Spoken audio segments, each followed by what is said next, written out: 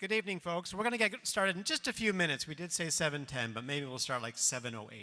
It seems like everyone's here, but there's a few folks drifting in.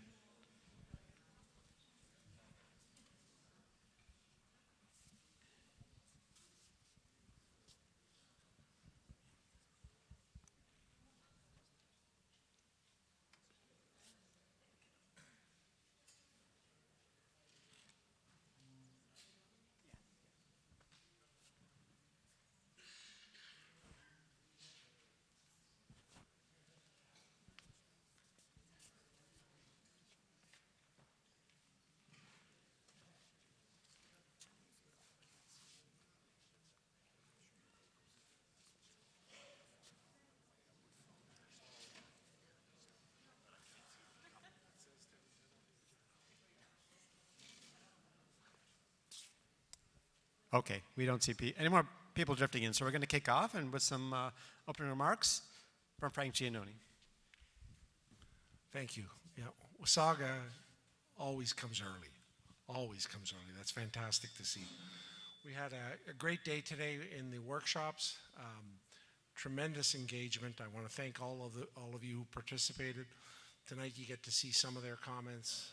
Well, you'll get to see all of their comments in terms of the direction that people would like to see us go. There's not complete agreement, but there's agreement on a lot of things. So I look forward to the presentation and your reaction to it. We'll be open for questions afterwards. We'll stick around a bit longer afterwards as well. And as we said, this is really just the first step. The next step will take us beyond this, and the team will define the project, start putting some designs to it. Before we present it, we're going to be back to you first for comments. So with that, who's going to take it away? Thank you very much, Frank. All right, I'll put back up the agenda slide just so everyone knows what to expect. We're starting the presentation. This is going to be a brief presentation just to give you an overview. Some of you have been here, were here last night. Some of you participated in the workshops. So we wanted to give you a recap of what that process looked like. And then we'll move into a Q&A section. Similarly to last night, we'll put microphones in the aisles and you can let us know if you had any additional questions, if you had things that you missed during the workshops today that you wanted to make sure your ideas got out there, additional questions you had, we'll do that until about 8:15. And then we invite you to come to the back and to the sides of the room to view all the workshop outputs and engage in them. We have some of the sticky dots again. You can put on more sticky dots on things that resonated with you. You can put some notes up. Really want you to see what the outputs of today's workshops were. Just to get a sense of the room, who's here last night for the kickoff meeting? Great, thank you so much for coming again. And who was here for one of the workshops today? Fantastic, so you'll see your work represented. So we had this the screen up while you were walking in. I saw some of you pulling out your phones and trying to get the QR code loaded up. It's menti.com. You can have that ready. We're going to do a bit of a dynamic exercise and see live results on the screen a little bit later. I'll put this back up on the screen, but just get your phones out, get them ready. All right, the Fran team is here again. You heard from Frank. The rest of the team is here as well. They can all just wave. We're mostly here at the front, I think. They're not going to wave. And we're happy to chat with you. Please come find any of us after the presentation for any additional conversation and questions. So the workshops that we ran today, that many of you participated in, focused on four main questions and four main topics. Public spaces within the main end, neighborhood character, mobility, and amenities and attractions. And the main goal was to discuss and identify some community needs and preferences, and how this is going to inform the concept plan and development plan for the main end. So this is what Frank said, we'll come back to you soon. We're going to be working on some development plans, developing some options, and coming to you in the winter of this coming year, 2024, with some ideas for feedback. So just a reminder of the area that we focused on in the engagement yesterday and in the workshops today. That's the area between 3rd and Spruce, with a first phase more on the west and south, and a second phase north and east, with First Street kind of being the divider between the two phases.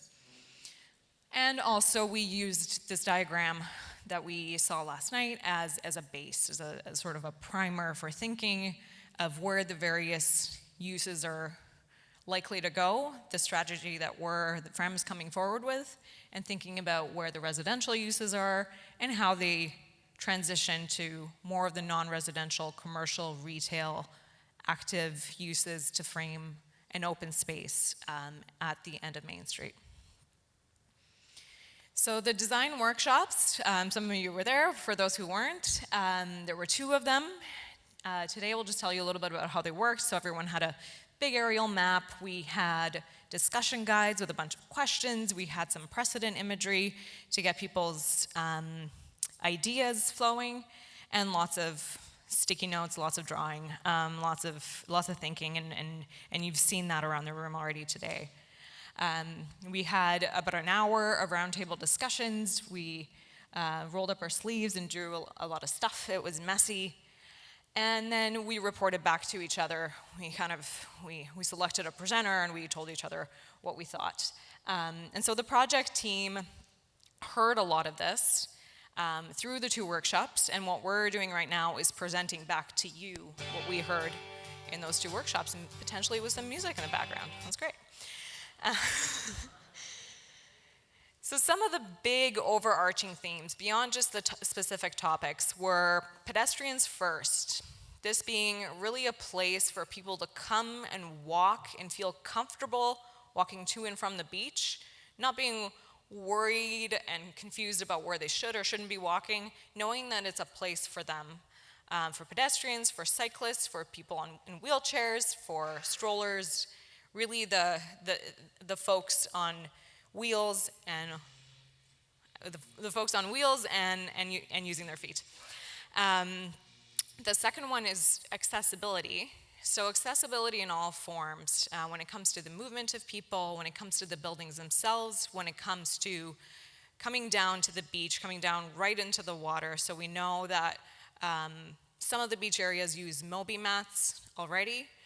Understanding how those can work better and how they can go all the way down to the water, and what that means when people arrive at the water. Where do they have to go? Is there a landing pad? Is there somewhere for them to stay and to enjoy the water? Also making sure that there's access to public washrooms, and just being an open place that's not closed off. It's not necessarily just for private use. The public realm being really available for public enjoyment. Seasonality, so knowing how busy things are in the summer, but also wanting them to be really dynamic and for the residents of Wasaga Beach all year round.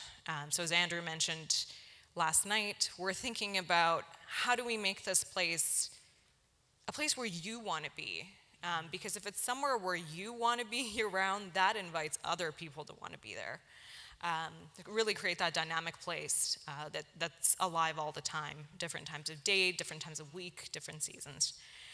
The other big idea was just variety. People don't want the same thing over and over again. They don't want monotonous. They want businesses, a variety of businesses, different shops selling different things. Doesn't too much matter what they're selling, but just, something that you want to get on the way from one activity to another, something, a toy shop we heard, maybe some equipment rentals, attractions, a variety of attractions to bring people different seasons, different times of day, and a variety of open spaces. So having, the big gathering place might be important, but also the small places where you might want to sit and stop and have your coffee with your friend.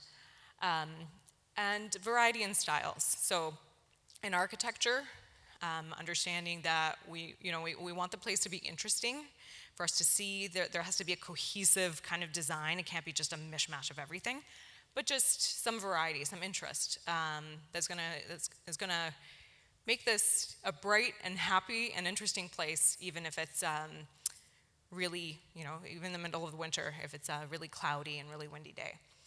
The last, two more. Well, the fifth one was low, medium scale neighborhoods. So we heard lots that this isn't a place for towers. It's not a place for office-like structures. It's a place for a neighborhood that's smaller in scale. That's going to be residential. It's going to have a mix of uses, but kind of staying within that 3 to 6 story range. And the last piece, that distinct architecture. So a place that maybe recalls back to the history of Wasaga Beach, that architecture, but also looks forward in defining a new style and understanding, not everyone might be on the same page, and that's going to take a little bit of process and trying to get a sense of, what is that style? What do people really like? But making sure that it's distinct and unique and specific to Wasaga Beach.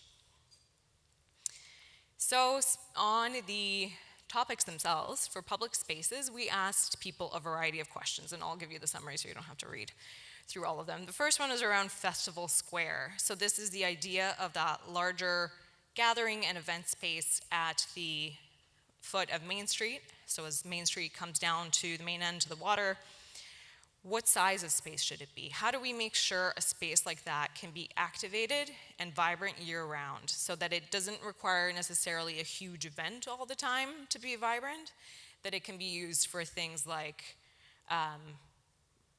markets or a Christmas tree lighting, or those more regular activities, as well as the bigger shows and festivals and performances. So what is the size that's appropriate? Where should other spaces be in the main end? And how can they serve residents and visitors? And how do we disperse them throughout the main end, and where? And what kinds of spaces should they be? Should they be shady spaces, sunny spaces? Should they be accessible? What needs to be in them? Are they weather protected? And what kinds of activities should they accommodate? So on all these questions, we heard back some key points. When it comes to Festival Square itself, we heard not too big, but not too small. There was one comment that said about 1.5 times the size of the room that we were in. I'm like, that's good. Well, we're gonna have to measure the size of this room. But yeah, people were really thinking about some of the precedents that we shared, some of the other places in other cities, and what is an appropriate size. Is it the space in Blue Mountain? Is it the space in Guelph? Just kind of thinking what's appropriate and how is it framed by buildings and what creates that level of intimacy. So located at the end of Main Street, I don't think we came to a consensus on exactly where, but right down there where Main Street spills out into the main end. Complementary to large-scale concerts on the beach. So we asked, when you have the really big 6, 8, 10,000 person events, do we want that to be in this space? Do we want the beach? Do we want it on the beach? Do we want those spaces right next to each other? And we largely heard that this festival square should not replace those other things. It's complementary to the really big concerts that will happen on the beach and that we may want to continue to have on the beach, so that you have a variety of experiences and events sometimes happening at the same time. Maybe at the same weekend you have multiple things happening on the beachfront. So not necessarily combining all those things in one place. Another point was complemented with other open spaces. So this shouldn't be the only place. This is not going to serve all the needs. You're going to need to have other open spaces in the area. Flexible for summer and winter, but also thinking about how it can be a multifunctional space and how it can transform in the seasons. So maybe there's a water feature, splash pad, sort of fun place for the family during the summer, but maybe that drains and gets turned into an ice rink in the winter so people can skate in the square. Ideas like that. We overwhelmingly heard that the square would work best if activated by patios and cafes and shops at its edges, so that you can sit down with friends and family, sit at the patio, and watch whatever's going on in the square. And the last piece that was really important is that weather protection and idea of orienting the square and surrounding it by buildings, so to maybe try to at least a little bit protect from the wind conditions in the winter. In terms of other open spaces in the main end, we heard that it would be helpful to have a string of them so that people can go from space to space, that these should be publicly accessible and welcoming, so not closed off, not gated off, just for the folks living in the residential areas, but open to all. That there should be space for public washrooms within the neighborhood, also on the beach, so those shouldn't be difficult to find. When people arrive in the main end, it should be clear and you should be able to know where to find a public washroom. Connection to the water, so some of these smaller spaces, when they're throughout the main end, having either a direct link or an obvious link for people to come down to the water. And also for these smaller spaces protected from winter winds. So there's an idea that maybe there's a string of these smaller open spaces parallel to the waterfront, and they're protected from the winds by buildings in front of them. And they're connected by pathways for pedestrians and cyclists so that it's really easy to get between them. And maybe not necessarily cars, maybe cars for residents, but largely you can get from space to space on foot or on wheels. Places to sit, relax, rest, enjoy a coffee. So some of these open spaces having places for respite. Then we move to amenities and attractions. So this is the piece around the fun. How do we bring the fun back? How do we make sure this is a place that has entertainment, events, a place that brings people year round? And what kind of commercial uses and amenities should be there for residents and visitors?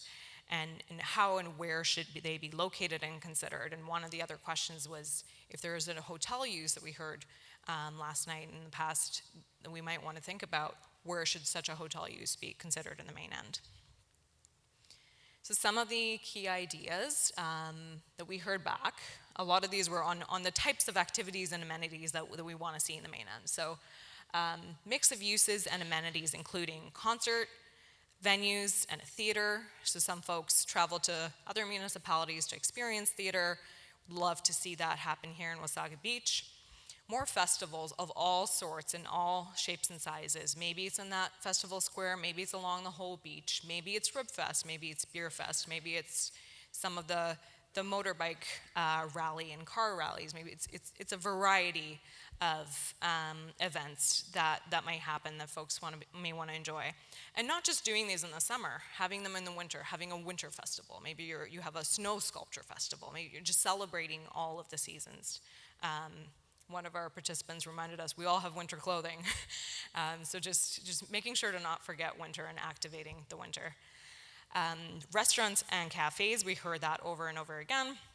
Year-round shops that are open, obviously year-round, as well as the idea of a hotel. And maybe that comes with meeting and event space that serves other functions. Maybe it's weddings, maybe it's smaller conferences and meetings, and making sure there's a space for that. In addition to those types of uses, there's some activities that folks think need to be accommodated in the main end. So these are things such as a skating rink or a skating trail.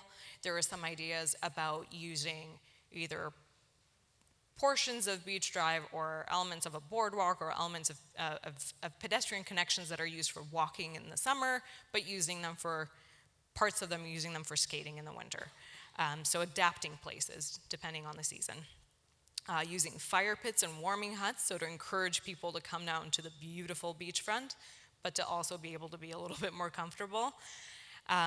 Also spaces for active recreation, so volleyball, pickleball courts.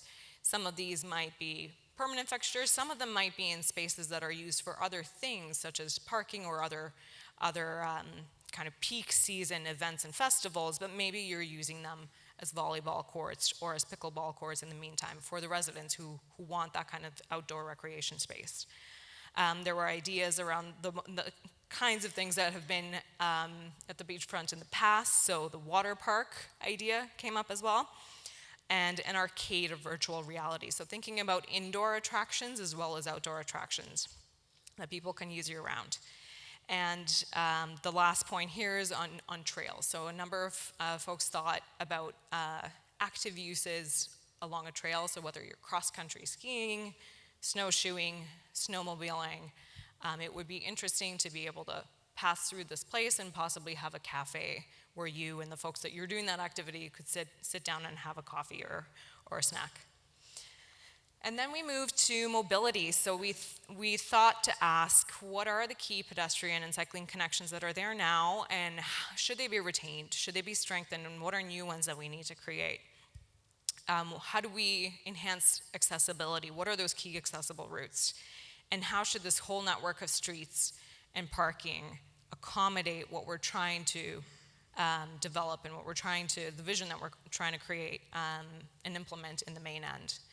So that balance of getting people to the main end, but not having the entirety of the main end focused on cars. So there were two buckets of thoughts on this. One is actually getting to the main end from other places, from other parts of town. There's an overwhelming response that there's just too many cars. People use cars a lot to get to the main end, and we could probably manage that in a different way. Is it possible that we plan for parking shuttles and people movers of all sorts? So there's some of these ideas, some open air ones in the summer, maybe closed ones in the winter, or maybe ones that can do both, for really moving the large crowds from other parking spaces, other parking areas in the downtown down to the beach.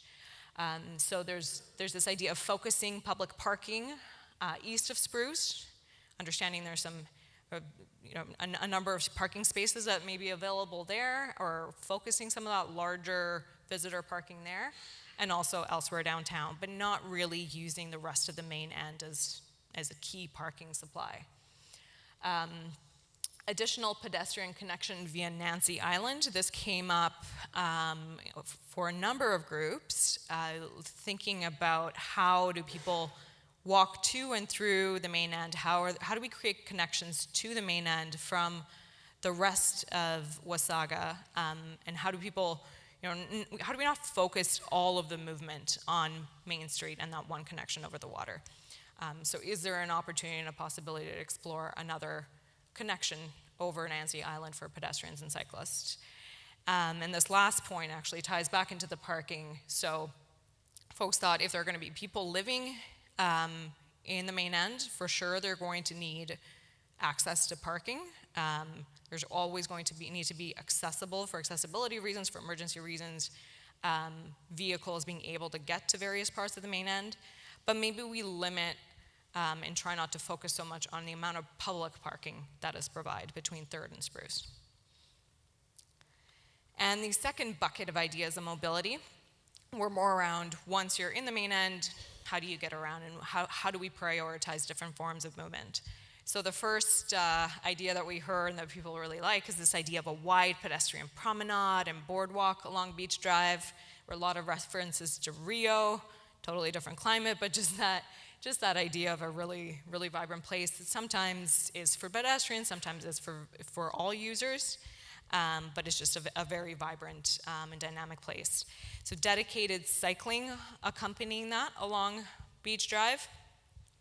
And then this potential for Beach Drive to be a flexible street, to accommodate a range of users, a range of uses, and then maybe closing it for events, or closing it during certain parts of a week or certain parts of a day. We weren't sure exactly what that balance was going to be, but I think we acknowledged that having the possibility for vehicular access on Beach Drive was important. Whether that access is provided all the time or during certain periods of time, I think is up for conversation and debate. The other element of walking and moving through the main end was connecting from water to water. So from the river to the bay, there are existing streets for 2nd, 3rd. Enhancing those streets, making them friendlier for pedestrians, for cyclists, is really a key connection to bring people down to the water. And then that accessible path all the way to the water. So once folks with mobility concerns get down to the boardwalk and down to the sand, how do we make sure that the possibilities don't just end there, that they can go all the way down to the water? And that's throughout the main end. And one more idea was on pedestrian mews.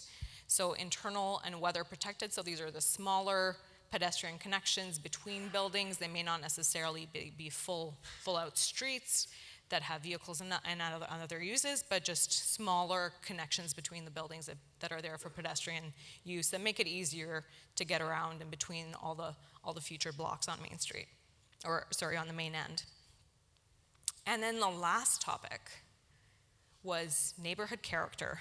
So these are the questions around what should residential development look like? What should it feel like?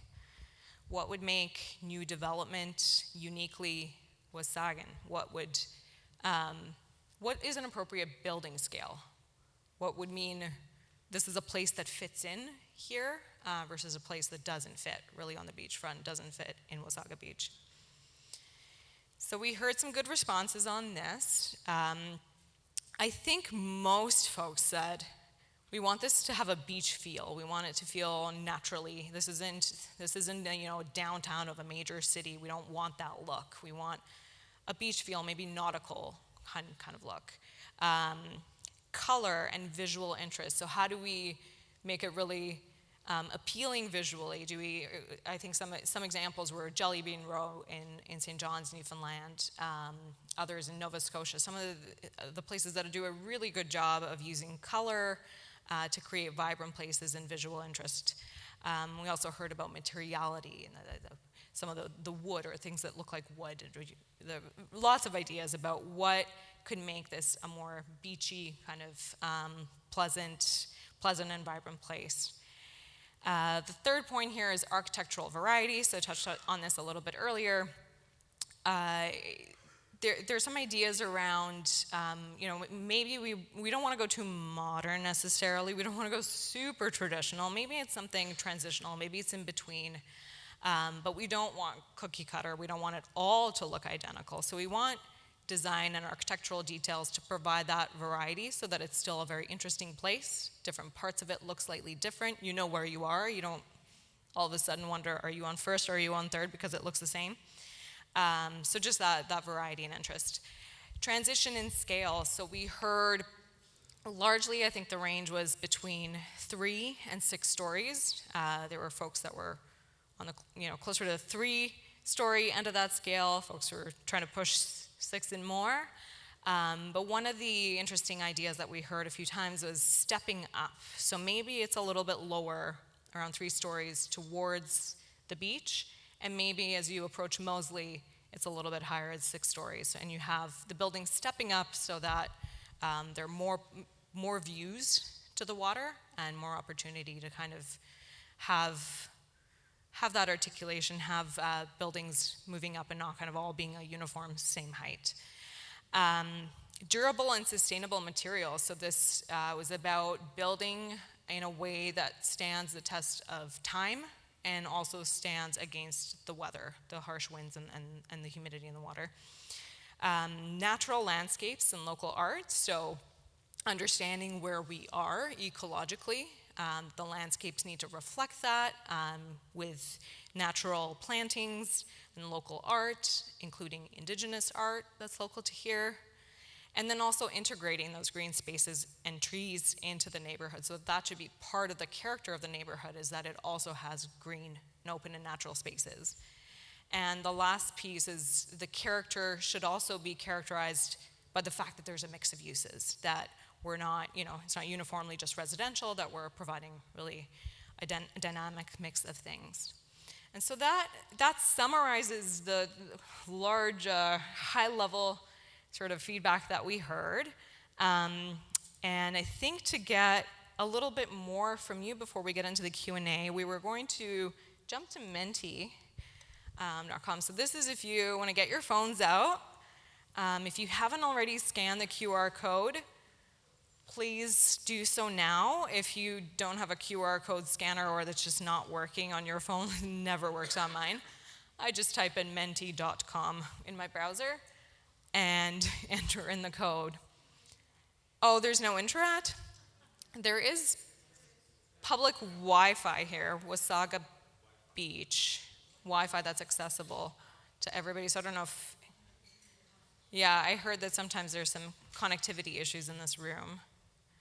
If you are able to join in, we would love to see, get the pulse of the room. So we'll see live feedback on what folks think. We've got some time, so we'll just give everyone a few minutes. This is just meant to be a fun thing, not overly scientific, just 4 questions. So we'll see how many of you can get connected, and assuming a bunch of you can, we'll just quickly go through this, but we'll give you a few minutes. We're not in a big hurry.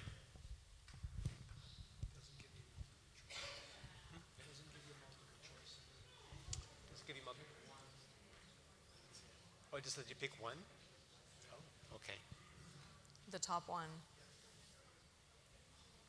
All right. Do we maybe we want to see a show of hands of how many people were able to access this and are on the first question. Okay. A growing number. Okay. That's our bad. But you know what? Pick the top thing that you'd like to see on the waterfront. There's a long list there, and I can imagine a lot of you would probably like to see all of those things on the beachfront. What would be the number one thing? What would you like to see put there that's not there today in the next, say, 5 to 10 years? Let's start there.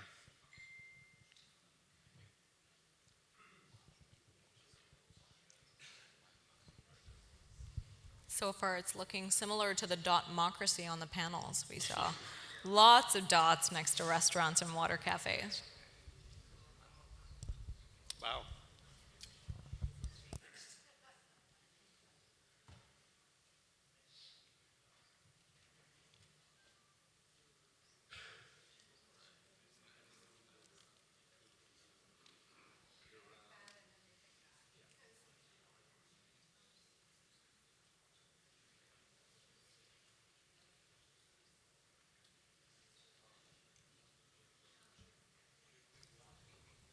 Only one, unfortunately. We'll stay on the first question for just another moment, as I think some folks are still getting connected.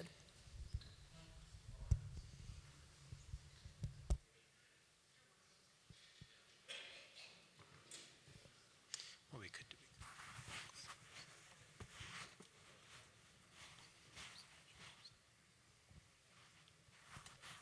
Okay, I think we'll move on to the next question. Okay, some of you have already done that.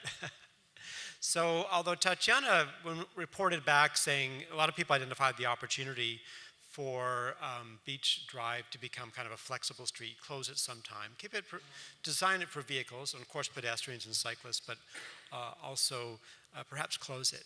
The reality is there wasn't a strong consensus on that point necessarily. Some people felt like it should always be open for cars, and there were some folks who felt, yeah, we could just make that a real open space and just not make it completely car free. So we're just wondering what others in the room today, how they feel. And it appears that many of you agree that it should be a flexible street.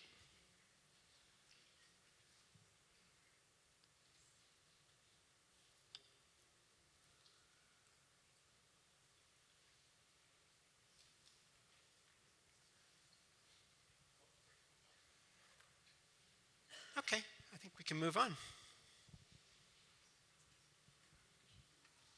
All right. Again, some of you heard the theme about bringing some color down to the beachfront, and it is something that's really successful in grayer winter cities. You can see in Lunenburg or St. John's, Newfoundland, how effective adding a lot of color to your buildings can be, and that seemed to be a really strong idea, and we think it's a great one. The question is, how colorful do you want to be? How bright and bold? Do you want to go jelly bean? Or maybe a little bit more muted with pastels? Or maybe even a little bit more muted and more in character with a surrounding natural landscape? Lots of blues and greens and browns and that kind of palette. Okay. Wow, interesting split here between the bright and bold and jelly bean palette, or something that's a little bit more neutral and nature inspired.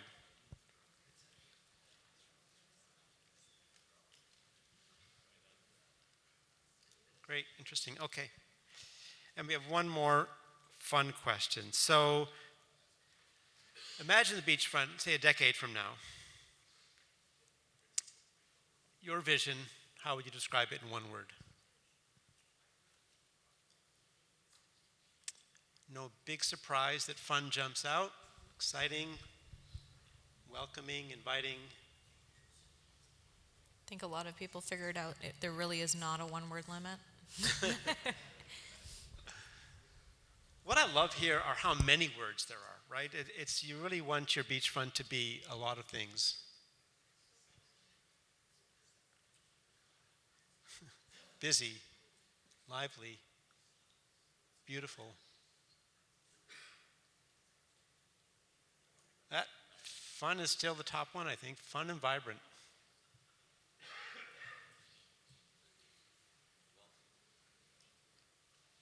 Great. Well, this could probably keep on going, but I think we got the general idea.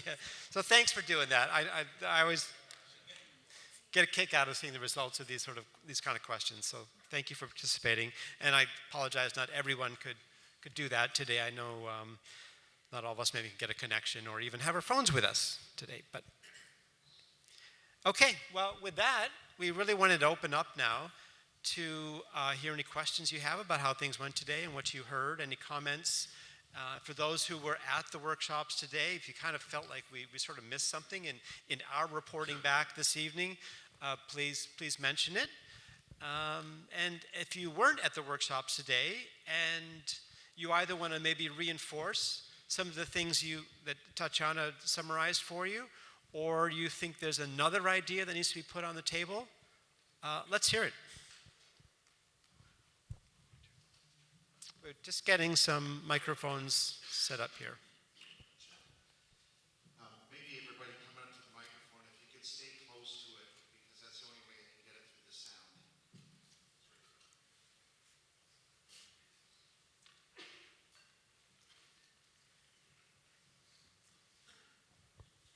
There we go.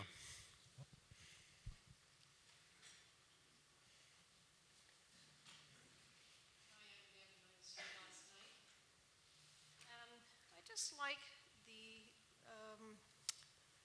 developers here to consider how many parking spots there are presently. So I don't know, is it possible someone could do a count of the actual number of municipal parking spots? And would it be possible to have the same number in the new development? Because my fear is that we're going to have this wonderful facility, these great facilities, and we won't be able to get down there. And my other question involves the rental of the stores.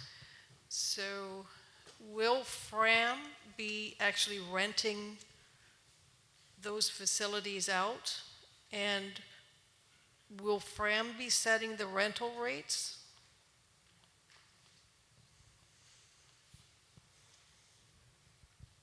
Hello? Yeah. So on the parking, we do know the number of parking spaces. We have that in our inventory. I don't know it off the top of my head, but our bylaw group manages all of the municipal parking down at the beachfront. So we have that inventory. We'll have to look at, does that get replaced one for one? Obviously, we're going to be developing in a lot of those surface parking lots. So the strategy to provide parking is something that we talked about last night. We have to think about how many do we put back? Do we need all of the spaces that are down there? So that's part of the work that we'll be looking at over the next little while. And just to reemphasize that the residential and the commercial that we'll be placing in there will have an obligation to provide the parking that is needed for that residential and that commercial, and visitors attending also the residential. So then on top of that is what Andrew's talking about, the public spaces. Regarding the commercial, we are still working on that. We are contemplating bringing in a commercial partner, somebody that specializes in just commercial. And then whether it's us or whether it's our partner in the commercial, will be responsible for setting those rates. Okay, and just my last comment regards climate action. And I understand that the boardwalk is going to be raised approximately 5 feet to allow for storm surge or rising lake levels. Do you intend to maybe plant some tree-lined pathways to allow for increased heat in the summer? Because a lot of European cities have done that. Yeah, absolutely. There is a design that has already been prepared for Beach Drive. We put it on hold while we were allowing this process to catch up. But in that conceptual design that was prepared, the environmental assessment that was undertaken, there were trees in the actual design. It's a tough environment for trees to grow in, but I think we'd like to try and get some hardy trees down there that can provide shade during the summer months. There's also things we can do with architecture and actually build some structures to create shade, so that's important. But absolutely, there are trees in the design that was prepared, and we'll be reviewing that with FRAM's input over the next little while. Okay, my last question regards the water table. Would anybody know what the water table is between the river and the lake? Because if you're considering building underground parking, how are you going to get around a high water table? So I'll start and then I'll pass it over to Fram. As part of the due diligence for the project, there will be boreholes dug, and they'll be actually looking at the height of the water table. And I know previously Frank did some of that work, but I'll pass it over to Ben. Well, yeah, we still need to do further due diligence to determine the groundwater levels, but if we determine that going underground for parking is the direction we want to proceed, there are ways to mitigate that groundwater. Oh, okay, so does this development have to, is it subject to approval from the NVCA? That's the Nottawasaga Valley Conservation Authority? So part of all the approvals, my understanding is yes, the NVCA is a commenting agency. So anytime we'll do anything that involve obviously the Conservation Authority, they'll have to be circulated and comment, and we'll have to design accordingly. Okay, thank you.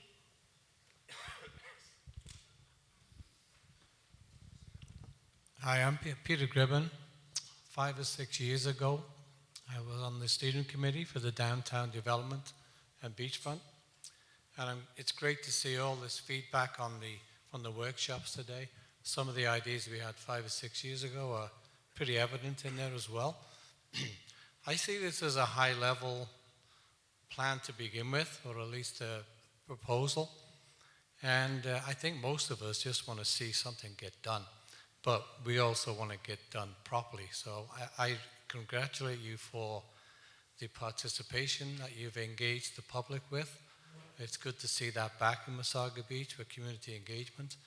And I think we're all going to have another shot at this when you come back, and give you some time to develop some proposals that we can all look at and sink our teeth into it a little deeper. So I just want to say thank you for the efforts that you've had today and yesterday. Thank you.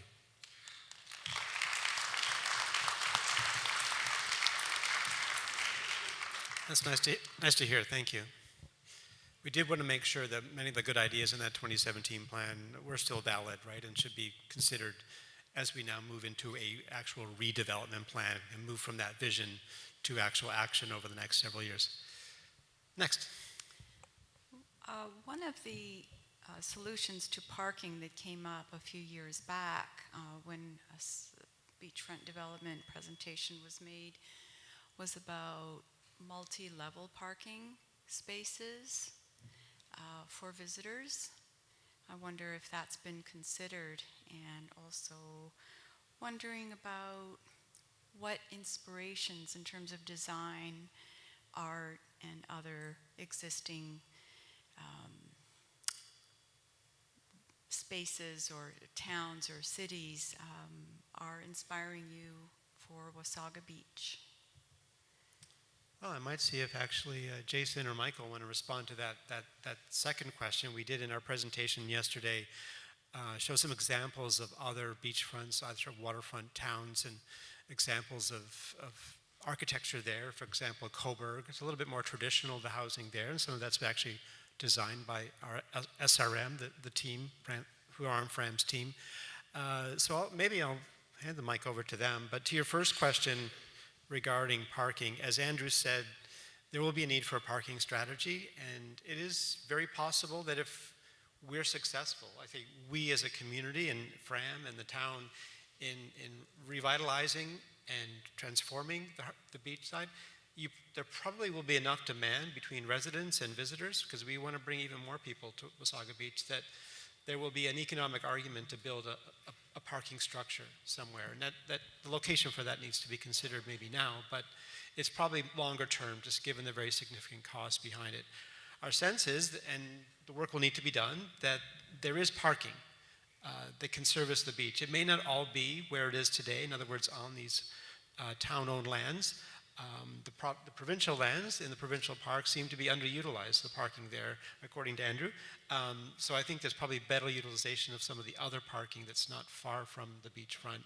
And the idea came up, as Tatiana was explaining, about more distant, remote parking that then is linked to the beachfront with shuttles during those peak times in the summer. So there's all kinds of strategies for us to look at, probably before we get to actually thinking about a parking structure, which is a building, that has cars in it. So it's not the most beautiful thing to put on your beachfront, and it's very costly, but it certainly will be considered. Michael? Yeah, on the question of architectural solutions on site, our experience in Coburg was most similar to what you have here. We did 2 condo buildings, 3 and a 4-story building right in the waterfront area, and the water table was essentially at the lake level. It's Lake Ontario. And at that height and density, you can accommodate all the cars, one car per unit or 1.2 cars per unit in a single level of underground below the building. So there is a way to do a more economical solution in a situation like that. Now, that may not be the case everywhere in this waterfront. We have to do the testing of the water. You can literally build a garage out in the water if you have enough money. But what we did in Coburg was we created about a 6 or 7 foot deep hoarding. We drained it continuously during construction. We made the garage a bathtub, and then we protected it with a double sump system to keep it dry. And that was done now over 10 years ago. It's about 15 years old now. And there's been no problem. So there are ways technically to do it. And it's a question of both economy, financial viability, and the scale of building. Like if we were going to do even with 6-story buildings, you're likely going to have to go to 2 levels of underground, which really complicates the problem. So I think in a way we're limiting heights to really kind of limit the parking demand as well. So those they go hand in hand. But where there are, but every architectural project, every architectural site is going to have to satisfy its demand for parking. As to the seasonal demand for parking, you're going to have to rely on common lots and the idea of a trolley system that might integrate, bring people to the beach. So there are ideas like this that we have to fully explore and make work. Clearly it has to work to keep the vitality that you get and the great pressure you feel in summer, but make it work so it's you don't have wasted space here throughout the year. You want to be able to use your streets in a way that are well landscaped, are not dominated by cars. So it's that balancing act that we have to find. I think part of your question was about inspiration and where we're looking to gather inspiration. And that's actually a great question. And part of what we covered about yesterday was we looked at some other examples, both locally, regionally, and then even throughout Canada and abroad. But also part of the reason why we're here is we want to kind of get a sense of what Wasaga is and create something that we can distill the good that we see in those other examples and create something that's more unique and specific for this place. So we're drawing on those examples, and there's multiple good examples around. Michael mentioned Coburg, and we talked about even stuff that's happening like next door in Collingwood and other municipalities. But then also, how do we distill the good from those plans and make something that's unique to Wasaga? Yeah, I think the workshop participants really threw a challenge to Michael and Jason, because one thing we heard was that it should be distinct architecture, but it shouldn't be all the same architecture across the whole beachfront. The thinking is it's not just you're theming every building in the beachfront. It's a big area. You might theme the residential portion that Fram's going to build, but then you might theme the destination, the mixed-use area at the bottom of Main Street. Something different. That is the way Wasaga Beach is. It has a variety of architectural styles, so maybe there should be a variety there. But I think the challenge there was there wasn't a particular style that people were looking for. It was, well, maybe modern, but not too modern. No, that kind of response is what we're getting. So I don't know. I think Michael and Jason are probably really excited by the opportunity to come up with something that maybe is a little bit different from everything else they've done and that you see in a lot of other Ontario waterfronts. We'll see. Let's over there. Good evening. Thanks again for spending the time to get our input. You've spent a couple days with us here. I'm wondering, and I know you're experts at this, I know you've probably thought about this development far more and in far much more depth than any of us here, but is there anything that you've heard in the last couple days that you're going to take away with you that will inform your thinking and decision making going forward? Maybe you can summarize what you've learned from this last couple of days. Any aha moments or anything like that? Well, I'll just start by saying, stand in front of the speaker. We took a lot away, and that's really what this presentation that Tatiana gave today was. That's everything we're taking away. How much of it maybe surprises us is something we weren't expecting. I'm not too sure. I'll invite anyone at the table to kind of pop up and say, wow, I didn't expect people to say this. I was a bit surprised actually when people didn't go to an architectural style or just say it should be like, look and feel like this. People want a variety. That was a little bit of a surprise to me. I thought maybe people were looking for a real specific character, and that doesn't seem to be the case. So that was a bit of an eye-opener for me. Do others want to comment with or without the microphone? Yeah, so I've been at this here for 5 years. So I'm not surprised. I mean, even when we were gone, I wasn't really gone. So I'm not surprised by a lot of the comments. I think our natural reaction yesterday and during the day today to not get hung up on what height we'd be, and expressing our confidence that we can do low-rise here and make it work for the town and make it work for ourselves. I think people picked up on that and went along with it. I was surprised that some people saying that they'd be okay with 6 stories, because at some point in time, if we do our job right with our low-rise, we'll create enough value that a 6-story building will work here.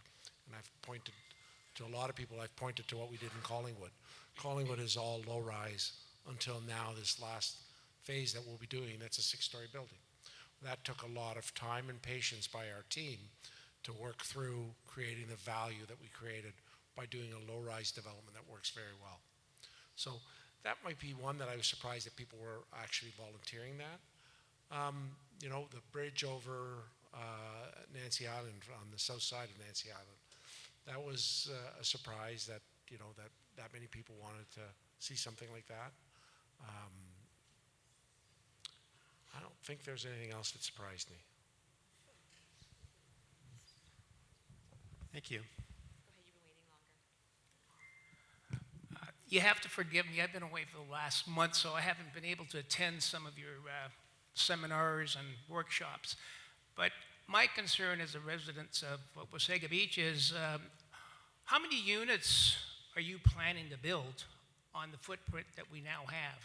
And how many residents would that entail? Like, what would be the population that we would be bringing into this area?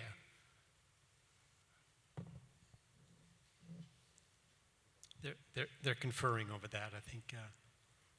Well, why don't, I think you have a range for the first phase, perhaps? In Beach 1, about 220 to 250 in total in Beach 1. In Beach 1, in the first phase, the first two blocks between first and third? No, Or also the other block. All the other blocks altogether? On the other block as well. And that really, when you look at who our buyer will be, that equates to roughly 2 people on average per household. You have to remember that a lot of people will be empty nesters that buy from us. And our experience in Collingwood shows that 2 people will grow in the summertime between children coming and grandchildren coming to visit. So, in terms of people that will own those residents, it'll average 2 per person, per unit.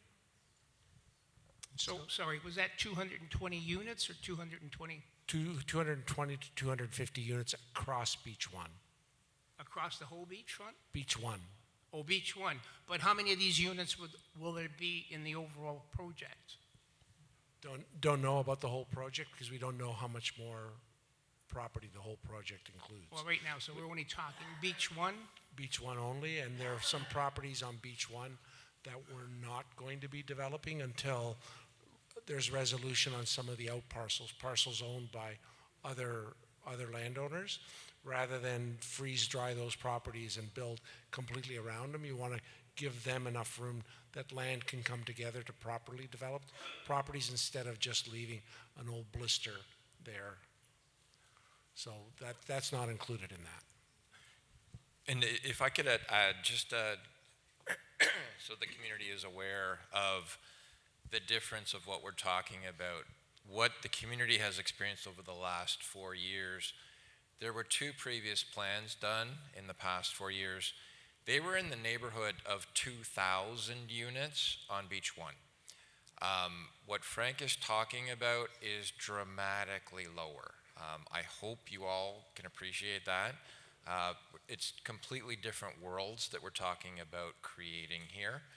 I think a lot of us, when I first rejoined the town, felt that what was being proposed was too much for Wasaga Beach and too much for Beach 1. So again, this process is about creating a plan. So the ultimate final units, we'll see where that plays out. But I think that gives you an idea of where their heads are at. It's not creating big, huge towers. It's something that's appropriately scaled for Wasaga Beach, which I think is responsible. And I have to emphasize, we have experienced in 2 communities that we started with our low rise. We have that experience in Port Credit, we have that experience in Collingwood. And by starting with the low rise, you create incredible value for the town. Anything near the property will grow in value because of the kind of residential that we're going to be bringing in. That will create the opportunity for more density if the town wants it to happen, not only on the out parcels that will be left in Beach 1, but also to emanate out along Main Street. That's our experience. I challenge anybody to doubt me. I'll take you through both developments and show you exactly how we did it. Okay, so I have another, on that same topic, so 220 units would entail, like you say, 2 cars per family, 440 spaces. That would certainly eliminate the number of spaces for visitors that we're trying to attract to Wasaga Beach. I hear that, yeah, you're going to have shuttles, but when families come with, they bring all their grandkids and they got their wagons full of beach toys and all that, I don't think that this shuttle service you're going to have is really going to accommodate that, and it'll be an inconvenient for, attracting. Okay, I want to jump on Go that. ahead. That's what people said about Port Credit. All right? And Port Credit is busier now than it's ever been. And the people that live there moved there for a specific reason. They wanted the active lifestyle. They wanted to have the amenities that come with being in an urban place. People are coming in and finding a place to park. Right? There's more traffic coming into Port Credit on a Thursday night, Friday night, Saturday, Sunday than there is leaving during rush hour to get downtown. So if you have faith that we can create a community that is inviting, a square that is inviting, that has patios that are comfortable, that are modern, then people will find a place to park. You know, Andrew talked yesterday about 1,000 spaces to the northeast that go unused. So, you know, there's a lot of places to park, and part of the parking strategy will be who pays for parking, how much do you pay for parking if you're a visitor, and if there is a shuttle, how does the shuttle work, and where does the shuttle take you from? So it's been done in many, many other places. I don't think you should be scared of that if you want the lifestyle to come your way that is an active, busy lifestyle on the waterfront and not just the beach. And if I could add, I mentioned yesterday the provincial parking that exists right beside Beach Area 1, Beach Area 2. There's upwards of 1,000 spots to the north. Again, I mentioned last night, I went out there middle of summer this year, dozen cars in there. Part of the reason is the province changed their operational model. Many of you saw that this summer. You actually had to book ahead online to have the privilege of using a parking spot. So they were turning away hundreds and hundreds of people at their gate because people didn't reserve a parking spot a day in advance.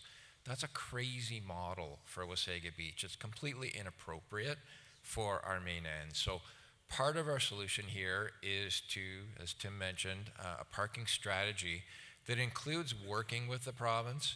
The amount of revenue they lost because of that operational model is ridiculous. So we are actively trying to reach out to the province and let them know some of the practices that they are employing within our urban boundary are just not working. Some of you saw on the long weekend, traffic was backed up from that park gate all the way out to Walmart because of that operational practice of the ministry. So that has to change. That will address, it's only a 5-minute walk. It's not a long walk from all that parking. But again, Frank mentioned with new development, you have to provide parking as part of the new development. So we're not ignoring parking, but please keep in mind, our vision is not just a sea of parking lots like has been there for decades. I think we can do better in Wasaga Beach, and this is the opportunity to do better. No, on that point, that was the exact reason I mentioned parking, because I was in that lineup, and I'm a resident of cars backing up to Wasaga Beach, because there was no one on the main beach directing traffic. Meanwhile, our resident parkings and our parking lots were half empty, but the lines were going back to Main Street and the Walmart. And the other question, and don't get me wrong, I'm all for this project. I want this to succeed, but we got to think about things, let's not put the cart before the horse. What roadways are we building to bring in all this traffic into Wasaga Beach? We got to remember there's a lot of new residential communities going up, bringing more families besides what we're planning here on the beach. What is being done about that? So one thing you have to remember, that the development itself, the people that come to live in the development, will already be there. They're not your traffic problem, right? The traffic problem, excuse me, will continue to be the visitors that come on day trips. So whether or not you change the way that you do things, or whether you change how you move people around, is, that's part of the parking analysis and the traffic analysis that's got to be done on how to get the visitors to the beach, because our residents will already be there. I think from our I want to add one point here. For those who have been in this town for many, many years, I've been here for 52 years, so I remember what it used to be like. Wasaga Beach is actually a bit of a reverse situation than most people think. We are growing very quickly, but if you look at what the traffic used to be, we're nowhere used to what the traffic used to be in this community. I remember as a kid where it was just completely gridlocked from 92 to the point where the OPP set up roadblocks, and if you couldn't prove you lived here, you weren't getting in. We are nowhere near that situation today. We are approximately a third of the tourism visitation that we had in the heyday. So we're about 1 million. In the heyday, we were attracting 3 to 4 million people a season. So we've got a long way to go before we're even back to what we used to be from a traffic perspective. Somehow the world went on in Wasaga Beach for 100 years. So I'm pretty confident we will manage it. We will adapt. There are other tourist towns that know how to do this stuff. We can look to best practices, people, movers, transit, etc. But I just want to remind people, if you're concerned about traffic, we're nowhere near where this community was for almost 100 years. Yeah, but to add to that, you got to remember that Wasaga Beach, as of today, we're close to 25,000 people. That's a lot more than what we were 20 years ago. And we're seeing more and more development. And as these developments come in, I don't see any new widening of roads other than what we're seeing on our main roads here. Like there's a new subdivision with over 800 homes being built just west of us here or east of us. And I don't see any improvements or roads being widened. And with, 800 homes. River Road, is that what it is? River Road, right? Yeah. That's been wide. Well, River Road, but I'm talking about the subdivision that is just south of us. We hear you loud and clear, and, Okay, and sorry. we will be doing traffic studies as part of Well, development. I'm just And, concerned because, we just yeah. don't want to see a traffic jam in this Appreciate your town. comments, and Thank I you. think the lady over here has been waiting for quite some time. Oh, that's okay, I'm good. I'll just add a couple of quick general comments, kind of the broader planning perspective is, and this is sort of a little bit repetitive, but one of the reasons why there is a traffic problem today is because there is so much parking at the beachfront. I'm not saying the solution is to take all that parking away, but there's a lot of land in your broader downtown, including provincial land, as Andrew's pointed out, to distribute the parking. And there are ways through parking shuttles, or when you're a town or city of 50,000 people, you likely will have a very different transit system. It might not be for everyone, like families lugging all their gear to the beach, but it will work for a lot of people who want to get to the beach without driving. So there are going to be a myriad solutions to dealing with the traffic problem, but you have to begin by recognizing it's not a problem of not having the land, it's just figuring out the best place to put that parking. And frankly, the best place, as many people are saying here, is not right on the beachfront on those where it is today, because there's a much better use for those lands from an economic perspective, from a quality of life perspective. So that's the direction we're coming at. Parking solutions have to be found, but we're confident they can be found. Okay, maybe that wraps up the whole parking issue for the night, I hope. Let's go over here to maybe a new topic. I just want to say thank you so much for having such a wonderful, in-depth presentation and interactive presentation for us to be able to reflect how we feel to have our development of our beachfront going forward. Just want to say thank you. A huge heartfelt thank you from all of us. I think it's been amazing. Do you not think they did an amazing job? It's wonderful. Thank you so much. Of the 220 proposed residential developments, do you have an idea which will be townhouses and condos? Do you have an idea yet of what that might look like? So the idea of today's session was to hear what people had to say in terms of look and height and all that. I'd probably hazard to guess that you're probably looking at maybe half of them being townhouses, maybe a good chunk of the other units being three-story stacked units, and that there might be a building that might be apartments. So that's the first part of the development. Till we start seeing whether other properties can get put together, we might get a more accurate feel for it.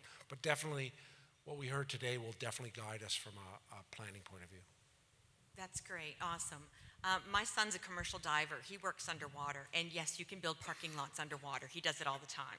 So, And the next question, and maybe this is for future discussion through council, I'm just wondering if there's a chance that we can decide on whether or not to keep the land as part of Wasaga, as part of the community's owned property. I don't know what the Indigenous litigations or legalities would be if it's part of, I didn't do any due diligence, this is just coming off the top of my head. I'm thinking maybe perhaps we can still own the land as Wasaga, right, the town or the council, and the town can own the land and lease it. Whether the condominiums or the townhouses would be built, yes, Fram will still get their money, that's still going to be built. We really appreciate the development. We need the development desperately. But maybe there's a chance that the town can maintain ownership of that land and have it as a land lease opportunity for those who purchase those buildings. I didn't look into any retirement communities, but apparently that's very frequently done in retirement communities. It keeps the cost of the property lower because they're not owning the land. The town will still own the land. I don't mean to throw a monkey wrench into your plans over there, but I'm just saying, maybe that there's a chance that the town of Wasaga Beach can still own the property and building and infrastructure can be built, commercial properties can be built, they would own the property or the building and lease and pay a lease to the town of Wasaga Beach. I'm just, how would we discuss that in the future? And could we be included in that discussion? If I may. So there, I understand there is a land lease development here. There are land lease developments in other locations. They tend to be, they tend to service a market that's supplying its own residential unit. So to get the kind of density that we would be looking at doing, you're not going to be able to do that. And our experience, and we've looked at other leasehold opportunities in buildings, there's not been a lot of success. There have been some significant failures in buildings where there have been land leases. We know of one that's happening right now. So it's not something that is conducive to a buyer that's looking to buy and has a choice of buying a unit that they will own versus a unit that they would land lease. That's our opinion. We know that there is some experience here on leasing just the land, not leasing the land and building. Thank you. That would be something I would probably need to look into a little further because, again, I don't know enough about it.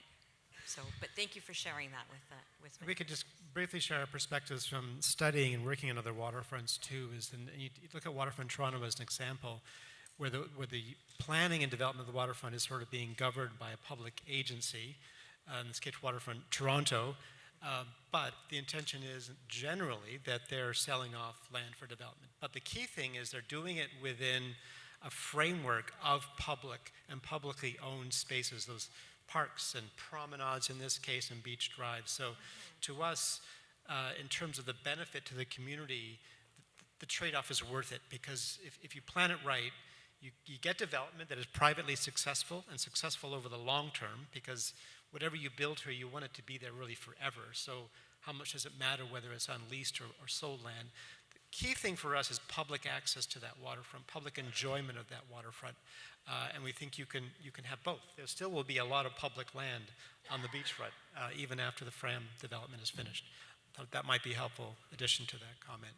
And we have a lot of experience just building on that. We have a lot of experience building private, what they call POPs, privately owned public spaces, so that even if we're on top of private land, or if we're on top of a parking garage, that the town has permanent access, public access onto those spaces.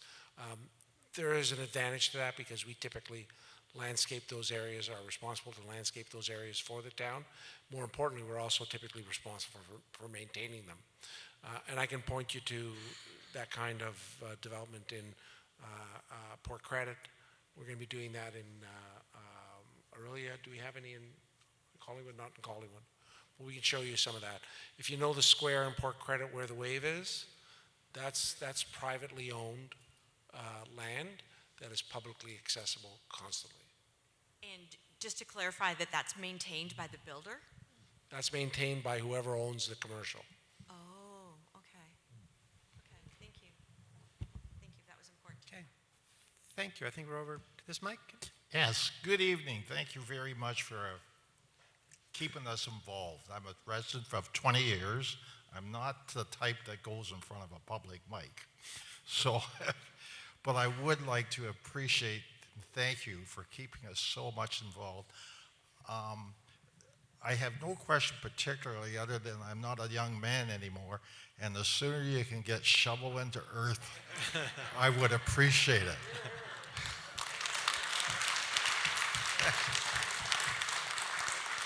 That's all my comment. Is, 2025?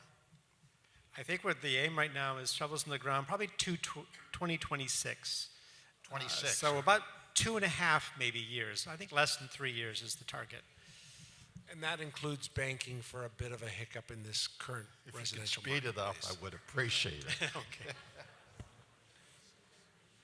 All right. Hi again. How possible is it to put up the slide that was shown in the beginning of the waterfront? Is that possible?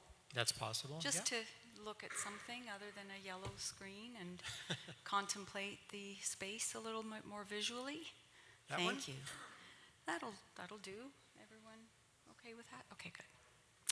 So now my question is about how attached are you to the name Festival Square, and would you consider circular spaces as a more something that would be along the lines of thinking uniquely for Wasaga Beach? So I'll start, and then I'll pass it over to the team from FREM. I don't think anyone is attached to any of that. Festival Square was a name that was coined, I don't know, 7, 8 years ago. There was a quick study that was done by the town, and that's the label they put on it. I'm certainly not married to it. I don't think anybody particularly is. I know we do have Beck Square, which is just right by the liquor store. I don't know if we want to call it Beck Square or if we actually want to involve the community in actually having a community process where we actually name this. Probably that's something that we could consider. And in terms of the shape and the design, I think that's something that the team will explore. I don't think anyone is married to anything as of yet. So complete open canvas.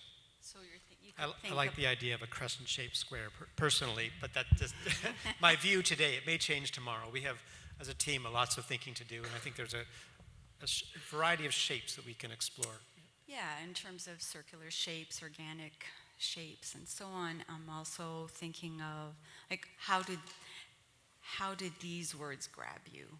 Circular stage, where people could sit around it. Tiered places for shade, where people could sit above and still have shade underneath. That might include some natural space. Or what else? There's another one I was thinking about. So let me tell you this. Really, it's up to the town to figure out what they want to call it. Like, we wouldn't take ownership of that kind of a name. That's a name that the town should figure out how they're going to go through the process of naming it. The one thing that I will say in terms of shape of a square, I'm very, very partial to having a single-sided road and not a road that goes around a space in the middle. You see those spaces in Europe, and those spaces become very unused when they're surrounded by roads. So I prefer to have a road on one side of it, if there's going to be a road at all. Well, that's where the circular part could be the pedestrian area, which could have restaurants, cafes facing the circle or a stage. Just the idea of what Ontario Place did, for example, which had meandering curves, and they used to have this incredible circular stage where people could sit on a tiered green side or green space and watch a concert from anywhere. The idea of just facing in one direction. The other thing I was thinking about was lookout points. There was some mention about that. So just throwing out these kinds of ideas which might inspire the design. And I know, Jean, you're one of the more creative types in our community. I love talking with you about ideas. Feel free, if you've got thoughts or sketches, I know you're an incredible artist, feel free to send them to me and I'll pass them along to Fram. Again, yeah, so that door is always open. Thanks, and to Andrew. anybody else as well. Hi there. Related to the comment that the gentleman said here regarding timing, I might be wrong, but my understanding that there were, oh, that's okay. Oh, there, is that better? Okay. That there were two main phases or projects. You have the beachfront development and you have Main Street, I see here, intensification or development. Given all the work that we've done in the past 2 days, is the beachfront property a first priority? Because I think my understanding was that the Main Street revitalization would be a priority one, then the beachfront. And second to that, is there some kind of documents online or somewhere that we can visit to understand what the phases are for each of the different locations, so we can understand like maybe like a timeline of things to come? So 5 years ago, when the priority was to develop Beach 2, along with the main Street Square, at that point in time, Main Street Square had to happen as part of a first phase with whatever part of Beach 2 was done. The town has changed the priority to Beach 1. By changing the priority to Beach 1, we believe strongly that the development should start on the beachfront and create the value up Main Street. Because Main Street is owned by many different landowners. So although there's one piece of property there, Main Street's owned by many different landowners. And unless we create enough value to justify them redoing their business or getting rid of the house that's there, unless we create enough value, nothing's going to happen along Main Street. So we strongly recommend starting on the beachfront. That's been our practice on waterfront developments, is to start where the value can best be created early. Perfect. Thank you so much. So I had the pleasure of being here last night and was in the sessions this morning and speaking with Fram and other residents of the township. There's no magic bullet here. I think you can't just point at something and decide that it's going to get done. Certainly, from my standpoint, the residential has to come first. It's a no-brainer. You can't have commercial follow without an energy from those that are investing themselves and their lives and their being here in Wasaga Beach. The one consistent thing in all the presentations that happened today was the discussion about having a hotel. And it's not just a magic wand that you can wave around and say, okay, we're going to have a hotel. You know, Conrad Hilton is not going to show up and say, we're going to build a hotel here. Hotels are typically, the investment for a hotel is usually local. If you go to Four Seasons in Singapore investment that has a Four Seasons brand on top of it. There needs to be, I think, if there is a discussion about a hotel, which was a very big component for the conversation today, is that either the township and together with Fram hire a hotel consultant who can determine what's in the marketplace, what the absorption rate is, what might be lost over time, and where the ability to earn and have occupancy, because hotels are very expensive to build. And part of it here is, I think there's a lot of underutilized spaces that are here. Lakeview Motel, I think, is fairly underutilized from September after Labor Day through till June. Wasaga Resort and other sorts of places. So, the idea of having just some hotel that's going to miraculously save this town because there's other sorts of things that are going on, it might cannibalize some of the people who have invested their entire lives into this city or into this town.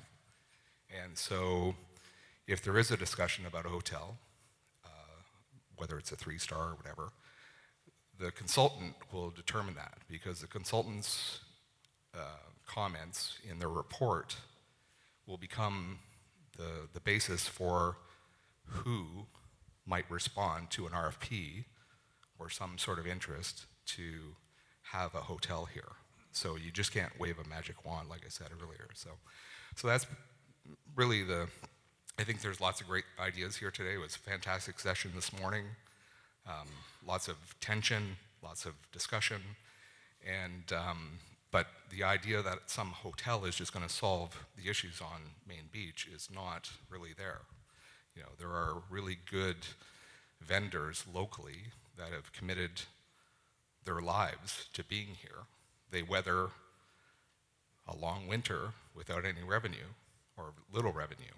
And so I think maybe there is an interest, or should be an interest, from the township to assist those businesses to offset that shoulder season. So that's part of it. But anyways, just. Yep. So I will try and keep this brief, because this is a topic that we could easily talk for the next hour on. It's a complicated issue. It's very important to our municipality to try and resolve this issue. You talked about two issues that are absolutely interrelated. Let me talk about the hotel first, and then I'll talk about some of the short-term accommodation that exists in our community, and what perhaps some of the issues are that we need to be thinking about. On the hotel front, there was a feasibility study done back in 2014. A 120-room hotel is viable. It's been viable since 2014. That's not the issue. I have personally talked with probably 30 to 40 hoteliers. And back in 2014, many of you will remember that an RFP was put out seeking to build a hotel on Beach Area 2. That was done by Mayor Patterson. There were 0 respondents. The issue is not that whether or not a hotel is viable. The issue is our image, our brand, and the quality of what's at the main beach area. I was down at the province 3 weeks ago, and I met with 12 hoteliers when I was down there, and every one of them told me the same thing. We're not worried about the summer months. We know we can have 100% occupancy. We like the fact that you've got this brand new twin pad arena with 2 Olympic-size skating rinks, because that's going to bring sport tourism, figure skating, hockey tournaments, all that stuff. What's causing them pause is the clientele that's been coming to the main end, because that is not the clientele that stays in a 3, 4, or 5-star hotel. So we need to be thinking about how we change our reputation, how we change the demographic that we're attracting. Last night I spoke about the target market that we need to be going after is longer stay families. That's who hotels like to cater to. Everything we do, from special events, programming down on the beachfront, needs to all be on brand, and that's what you are seeing. This summer, we very deliberately changed the approach to activation, special events, and we will continue to do that to cater to that target demographic. The hoteliers were very pleased to hear that. I think we are getting close to overcoming the apprehension around seasonality. We've actually been documenting how we can actually attract people here. So we are having fruitful discussions. I'm hopeful that we can bring a hotel to play. But please understand, it's not you are correct. You don't just wave a magic wand. It's a complicated issue to attract them here. They are all very interested to see how this development with FRAM emerges. I guarantee you, had this project stayed on course in 2017, and if there were buildings in the ground, you would already have a hotel. There were people ready to invest in a hotel back in 2017. We're circling back with some of those folks. The issue of short-term rental, and I'll pass it to you in a minute, We have an issue because we have a lot of investors that have come into our town, have purchased a lot of these cottage courts. Quite frankly, these cottage courts, their lifespan was probably over 30, 40 years ago. My family, my mother sitting right there, ran a cottage court in Wasaga Beach for 50 years. It no longer exists. So the quality of the product we are offering is not appealing to longer stay families. So that's the issue. They're run down, and we need to actively work with those folks to improve them or redevelop them. So that's a longer, more complicated issue, and again, we could spend hours talking about that specific issue. And that ties into a whole short-term rental strategy and Airbnb, and we're working on that. That's going to be coming forward in the new year. So, you hear me talking a lot about past experience, and that's one of the reasons why I think we get selected to do these developments. Not quite the same as hotels, but if you look at the restaurant business that happened in Port Credit and the restaurant business that happened closer to here in Collingwood, every time we delivered a phase, another restaurant opened.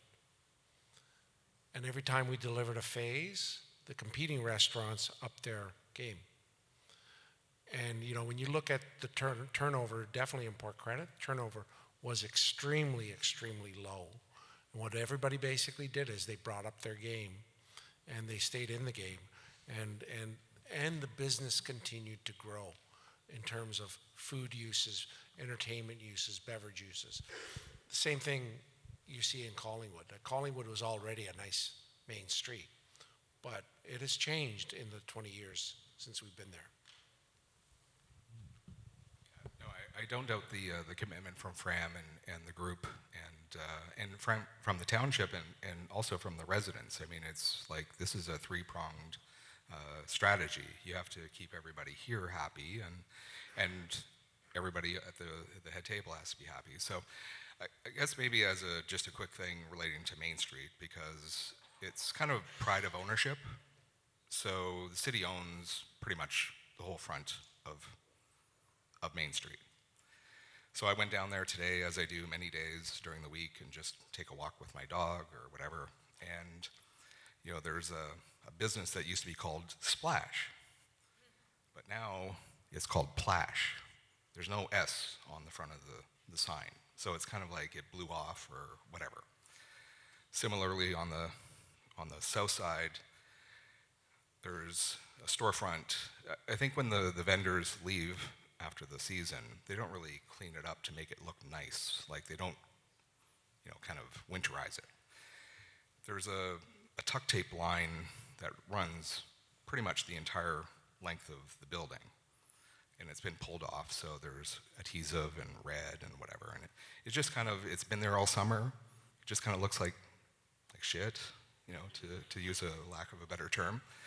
And so if there's a pride of ownership from the city for the Main Street, aside from moving all the sand and all those other types of things, is to hold the vendors and or the owner responsible to ensure that Main Street through the summer and then winterized for the winter doesn't look like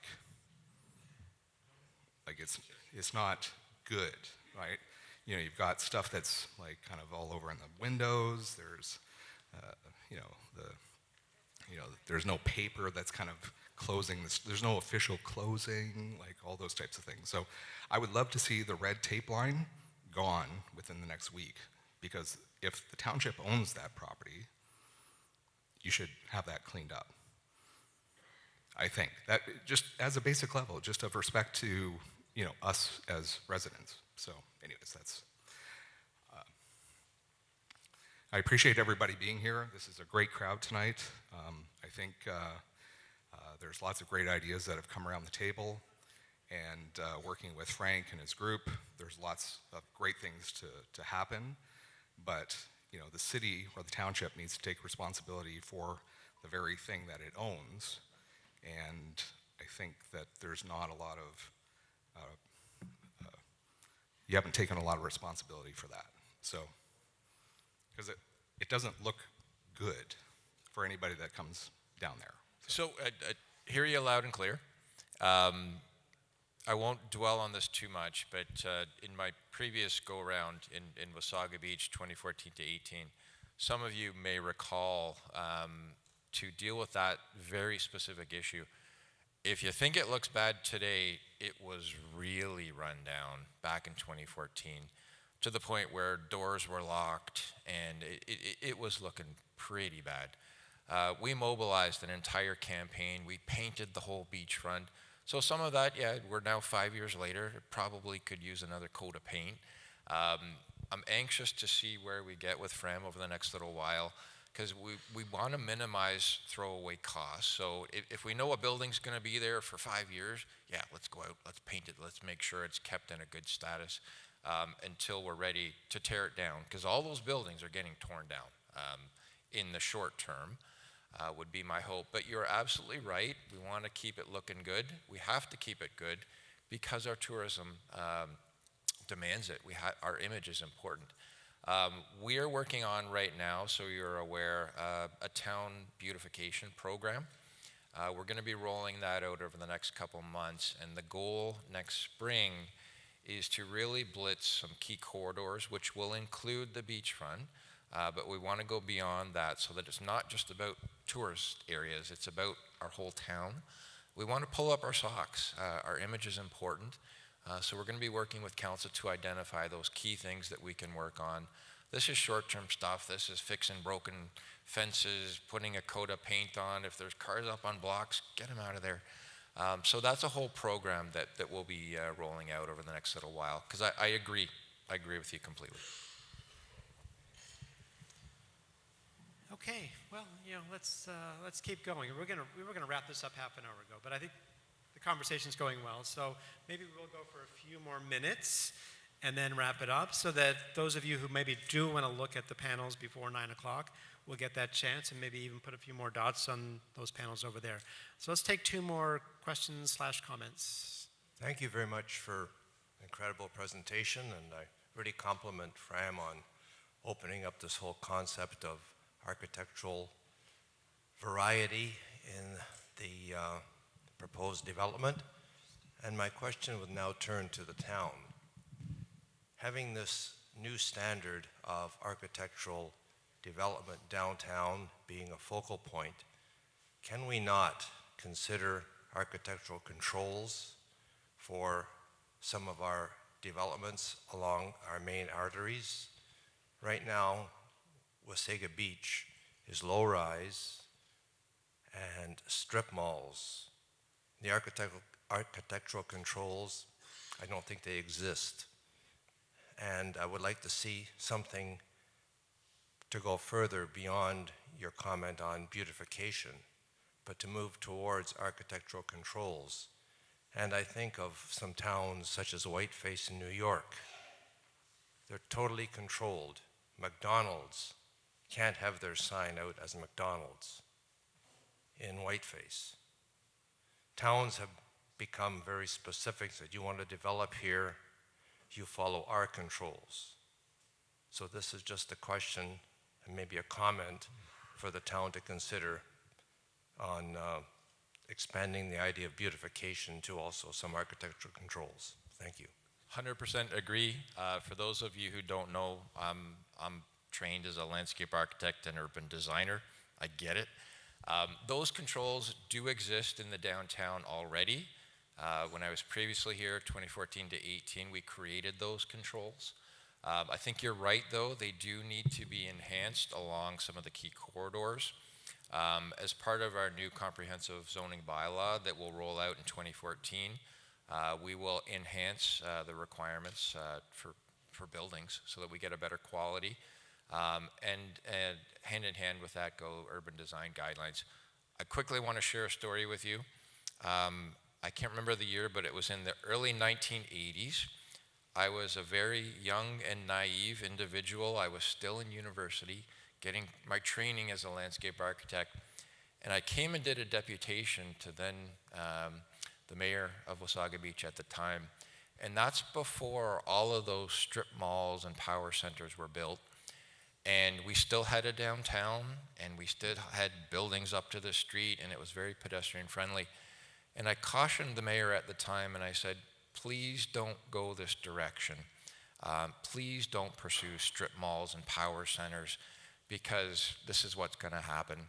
Here we are, 20, 30 years later. That's what happened. I wish we could go back in time and undo it. We can't, but we can improve things for the future. It's not easy, but we can create the tools, the design guidelines, the performance standards to ensure that new things get built, the bar is raised, and I know Fram will help us set that new bar, and that will infect the rest of the community. I'll just add one more comment to that as the planner, and I know Andrew knows this, is that you can put all the guidelines in place that you want, but it's going to be fundamental that you build a political culture. When I say political, not just at the council level, but in the community for good design of development, because it's going to be your voices at council that have an influence on what future development looks like. But you have to remember that provincial planning legislation only gives the municipalities so much control. And in fact, they're taking away some of that control now. So it's an ongoing challenge across Ontario and just about every community. You can point to a few like Niagara-on-the-Lake, the old town of Niagara-on-the-Lake, that does have some influence, but a lot of it's because of that area's history and its culture and the commitment at all levels to make sure everything is at a high quality and consistent with its heritage. So it's an ongoing battle, I'm just saying, and it takes a great push from the broader community to get there. But you can do it, and I think you're on the path there with thanks in part to Andrew's leadership. Okay, last comment. Just a couple of comments. Frank, you mentioned people downtown we hope they'll up their game. I agree with that. And then I'll throw a question to Andrew. The last slide, I keep looking at these little dots, and we have a beer store and a liquor store right at the development that Frank wants to build. Is there any interest from those two corporations to move somewhere else in town that you know of? That might alleviate some of the traffic too. Going to the beer store, going to the liquor store, put it on Main Street. Sure. Is there any interest? I have not personally spoken with the owners of the liquor store or the beer store, but I will commit to all of you that I will. Once we have a plan and we know the direction we want to go, I think that's a natural thing. Whether they can evolve into a new format within the new development or whether it makes sense to relocate within the community somewhere else, I don't know, but I think those conversations will happen in the short term. And there are a few other parcels on the beachfront. I have spoken with most of those landowners, and the common theme coming back is a lot of them are ready to move on. They're just waiting for the right offer, and they're quite willing to move. So that's good and that's bad, because there's a willingness to work with Fram, there's a willingness to work with the town and see the beachfront redeveloped. But the price tag of getting them to move along may be challenging. So that's something that we'll be exploring over the next little while. Thank you very much. Yeah, and my last comment is on that front, it's high in our priority to talk to both those landowners, because both those pieces complete 2 full city blocks. So they're the only out pieces on 2 full city blocks. Okay, someone snuck up. I'll give you 30 seconds. Just a short one.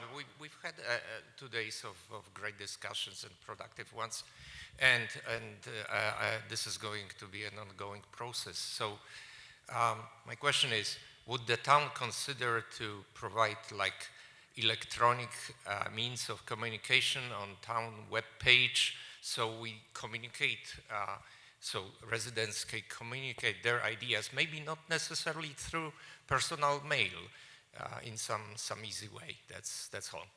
That is the perfect last comment to get. So thank you, because it sets up some of my closing remarks. One of which is to let you know that a website is in the work on the town's Let's Talk page or Let's Talk site. There will be a page on the beachfront redevelopment planning process. It should be there in a couple of days, according to the head of communications at the town, who's in the back of the room. So look for that. That'll have the presentation from last night will be there, other background information, contact information, ways to actually submit any additional comments that you may have coming out of this engagement event or on an ongoing basis. This is an ongoing process. We're really just at, well, a new beginning, if you will, I think is fair to say. But it's one, I think, that has a lot of promise in it going forward.